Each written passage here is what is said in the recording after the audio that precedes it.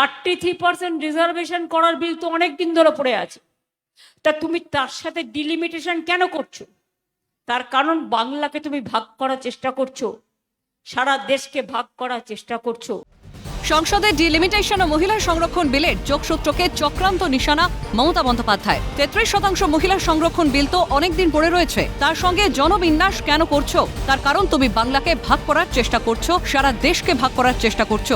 বৃহস্পতিবার কোচবিহারের ঘোকসাডাঙ্গার জনসভা থেকে তীব্র আক্রমণ শানিয়ে তিনি সাফ জানিয়েছেন, ডিলিমিটেশন বিল এবং মহিলা সংরক্ষণ বিল সম্পূর্ণ আলাদা। একই সঙ্গে তার দাবি, এটাও আসলে রাজ্য ভাগ, ভোটারদের নাম কাটা এবং এনআরসি করার চক্রান্ত।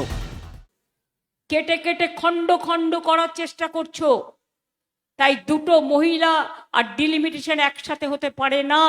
মহিলা বিল আলাদা বিল, ডিলিমিটেশন বিল আলাদা বিল। এটা আপনাদের আবার আপনাদের ভোট কাটবার যাদের ভোটও আছে এবং এনআরসি করার একটা চক্রান্ত এবং পরিকল্পনা, এই পরিকল্পনায় পা দেবেন না। আলিপুরদুয়ারের সভা থেকেও এই একই ইস্যুতে গর্জে ওঠেন মমতা। নিশানায় মোদী সরকার। এদিন তিনি বলেন, মহিলাদের রিজার্ভেশন দেওয়ার নামে ডিলিমিটেশন বিল নিয়ে আসছে।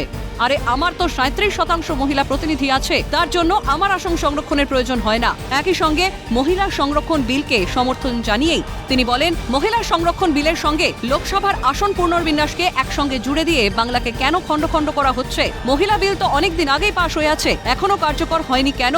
জবাব দাও। শুধু তাই নয়, এইভাবে মহিলাদের অসম্মান করা হচ্ছে বলেও দাবি করেন মমতা। হিন্দু মা ভাই বোনেরা নিশ্চিন্তে থাকুন, রাজবংশী মা ভাই বোনেরা নিশ্চিন্তে থাকুন। আসাম থেকে এনআরসির নোটিশ পাঠাচ্ছে। আর জেনে রাখুন, ইলেকশন চলাকালীন মহিলাদের রিজার্ভেশন দেওয়ার নামে ডিলিমিটেশন বিল নিয়ে আসছে।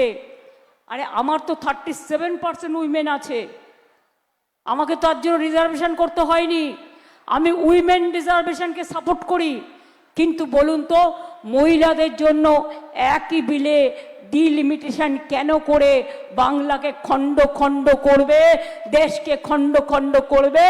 মহিলাদের আত্মসম্মান আছে, মহিলাদের অসম্মান করা হচ্ছে, ব্ল্যাকমেলিং করা হচ্ছে। মহিলা বিল অনেকদিন আগে পাশ হয়ে আছে, তুমি এখনো কার্যকরী করনি কেন? জবাব চাই, জবাব দাও।